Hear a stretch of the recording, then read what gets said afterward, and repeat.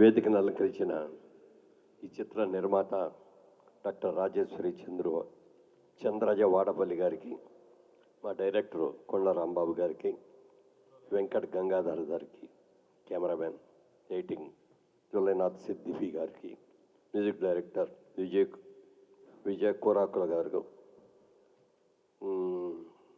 మంచి కథనం ఈ సినిమాలో ఉంది. డిసెంబర్ 15 ఈ సినిమా రిలీజ్ అవుతుంది. ఈ చిత్రం టైటిల్ కలశ. ముఖ్యంగా ఈరోజు ముందుగా ఇందాక చెప్పినట్టుగా ఆలస్యంగా వచ్చినందుకు క్షమించమని కోరుకుంటూ, డాక్టర్ రాజేశ్వరి గారు నా గురించి చాలా ఎక్కువ మాట్లాడేశారు. అంత అర్హత నాకు లేదు కానండి, నాకంటే బ్రహ్మాండమైన క్యారెక్టర్ చేసిన నటినట్లు ఎంతోమంది ఉన్నారు. వాళ్ళతో పుచ్చుకుంటే నేను చాలా చిన్నవాడిని, వయసులో ఇవాళ పెద్దవాడిని అవ్వచ్చు, అది వేరే విషయం. చాలా సంతోషంగా ఉందండి.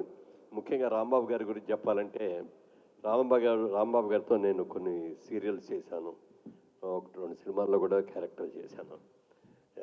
వెరీ గుడ్ డైరెక్టర్ అండి. అంటే ఆ ప్రొడ్యూసర్స్ లైక్ చేసే డైరెక్టర్.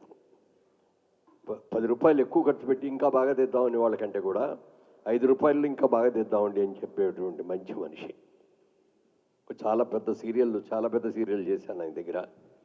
ఏ రోజైనా కూడా అసలు ఆయన 6 పంపించాలంటే 6-5 నిమిషాల దాకా కూడా ఉండేవారు కాదు, పంపించేవారు. ఒకవేళ లాస్ట్లో ఆ సీన్ ఏదైనా ఇంపార్టెంట్ సీన్ తీయాలి అని అనుకుంటే ముందు నా పార్ట్ తీసేసి మిగిలిన ఎన్ని తర్వాత తీసుకుంటా ఉండి అని చెప్పి పంపించేవారు. అలాంటి మంచి వ్యక్తి. బాగా రాసుకోవటం కూడా బాగా తెలుసు ఆయనకి. ఎందుకంటే సీన్లు డైరెక్టర్ రాసేటప్పుడు ఎక్కువ రాస్తారు, తర్వాత తీసేటప్పుడు తగ్గించారు. దాసనారాయణరావు గారు ఆయన సినిమా డైరెక్టర్ రచయిత అన్నీ తెలుసు కదా మనకి. ఆయన అసిస్టెంట్స్ రాగానే ఒక టేప్ రికార్డ్ ఆన్ చేసేవారు, ఆయన చెప్పుకుంటే వెళ్ళిపోయేవారు డైలాగ్స్ అన్నీ. అది రాసేసి సీన్ ఇచ్చేవారు. కానీ సీన్ తీసేటప్పుడు అందులో కొన్ని కొట్టేసేవారు.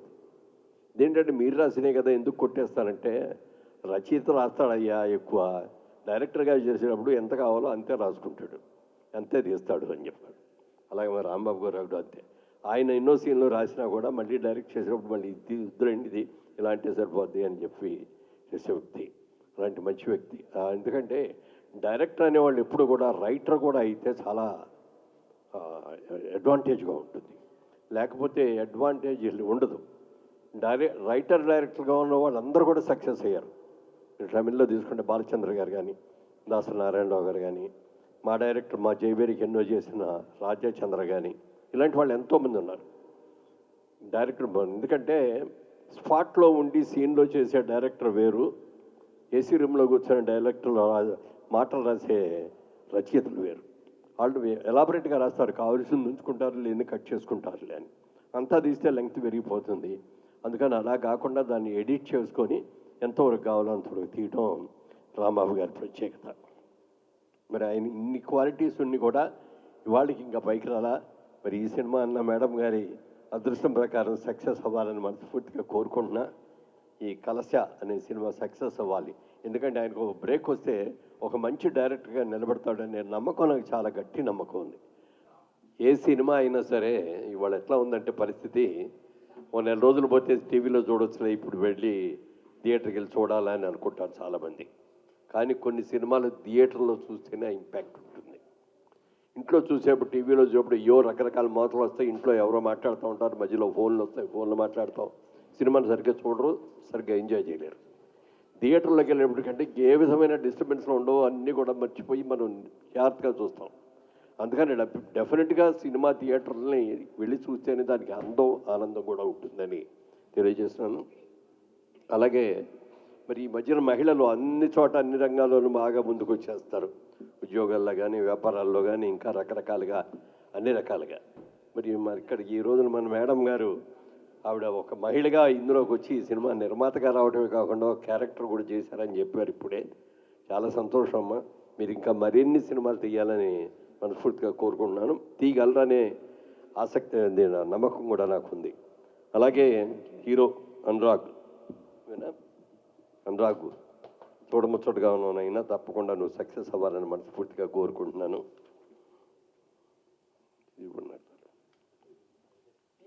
ఉన్నాయి కదా ఇక్కడ రాశారు. ఉన్నాయి. అలాగే భానుశ్రీ నువ్వేనమ్మా రాలేదా ఆవిడ? ఎందుకంటే ఇప్పుడు ప్రస్తుత సినిమాలన్నింటిలో తక్కువ చూస్తున్నాం కాబట్టి నాకు కూడా తెలియట్లేదు. కొన్ని థియేటర్కి వెళ్ళి చూస్తున్నాను. ఇప్పుడు కూడా చాలా థియేటర్కి వెళ్తూ ఉంటాను నేను. అలాగే సోనాక్షి వర్మ గారు, గుడ్ లక్. మీ క్యారెక్టర్ గురించి చాలా చెప్పారు డైరెక్టర్ గారు. మామూలు రెగ్యులర్ క్యారెక్టర్ కాదు ఇది, ఏదో డ్యూయెట్లు 4 మాటలు చెప్పేది కాదు, చాలా చేంజ్ ఓవర్స్ ఉన్న క్యారెక్టర్ అన్నారు. డెఫినెట్గా మీకు మంచి పేరు రావాలని, మంచి నటిగా కావాలని, మంచి భవిష్యత్తు ఉండాలని కోరుకుంటున్నాను.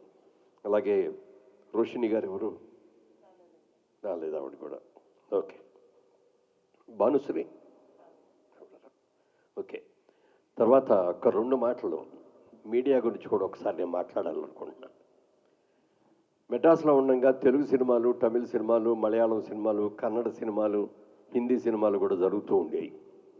అందరి జర్నలిస్టులు కూడా నేను చూడటం, వాళ్ళతో పరిచయాలు ఉండటం కూడా జరిగింది. వాళ్ళందరి తెలుగు సినిమా జర్నలిస్ట్కి మిగిలిన జర్నలిస్ట్కి చాలా తేడా ఉంది. ఎందుకనంటే మన వాళ్ళందరూ కూడా ఎక్కడ కూడా ఈ లేనిపోయిన వదంతులు రాయటం, ఉన్నయి లేని ఆర్టిస్టుల గురించి రాయటం, లేకపోతే నిర్మాతల గురించి రాయటం, ఇలాంటివి చాలా ఎక్కువ రాస్తూ ఉంటారు. అంటే ఆయా లాంగ్వేజ్లో అలాంటి దాన్ని కూడా కొంతమంది ఇచ్చేస్తారు. మరి అదేవిధంగా హిందీలో అయితే వాళ్ళు వెళ్ళి చెప్పించుకొని నా మీద రాయివయ్యా అని కూడా చెప్పించుకుంటారు. ఎందుకంటే పాపులారిటీ రావటం కోసమని. మన తెలుగు సినిమా జర్నలిజం చూసి మాత్రం నేను చాలా గర్వంగా పడగలుగుతాను. ఎన్నో సందర్భాల్లో కూడా నేను చెప్పిన మాట కూడా జరిగింది. అలాగే మన ఎలక్ట్రానిక్ మీడియా వాళ్ళ టీవీ వచ్చేసిన తర్వాత ఎన్ని షాట్లు, 7 షాట్లు తీసుకొని రకరకాల క్యాప్షన్స్ పెట్టేసి ఉన్నాయి లేని జత చేసి చాలా అవాకులు చెప్తున్న సందర్భాలు కూడా చాలా ఉన్నాయి. వాళ్ళు మన తెలుగు మీడియా, ఎలక్ట్రానిక్ మీడియా అయినా లేకపోతే మిగిలిన రైటర్స్ అయినా చాలా నీతిగా నిజాయితీగా చేస్తున్నారు. నేను కన్నడలో సినిమా దిగడానికి వెళ్ళి ఆ రోజున ఓపెనింగ్కి అట్లాగే జర్నలిస్ట్ పిలిస్తే 4-5 వచ్చారు అంతే. వాళ్ళు వచ్చిన తర్వాత కూడా నేను సినిమా గురించి వివరాలు చెప్తాంటే ఎవరో పెన్ను కాగితం తీసుకొని రాసుకోవాలి.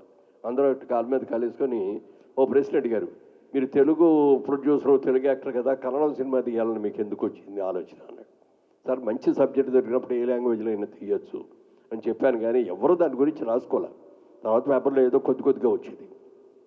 ఇవాళ మన జర్నలిస్టు మాత్రం అది చిన్న సినిమాయా, పెద్ద సినిమాయా, మెగా సినిమాయా అనేది ఆలోచించుకుంటా సినిమా నిర్మాతలు ఏ కార్యక్రమాన్ని అనౌన్స్ చేసినా చూడండి వాళ్ళు ఎన్ని కెమెరాలు ఉన్నాయి. ఇవాళ ఇన్ని కెమెరాలు చూస్తాడే నాకు నిజంగా చాలా ఆనందంగా ఉంది. చిన్న నిర్మాతకి బాగానే పబ్లిసిటీ ఇస్తారు, పెద్ద నిర్మాతకి బాగా ఇస్తారు. అందుకని ముఖ్యంగా మీ అందరినీ కూడా ఈ సభాముఖంగా నేను మనస్ఫూర్తిగా అభినందిస్తున్నాను. Thank you.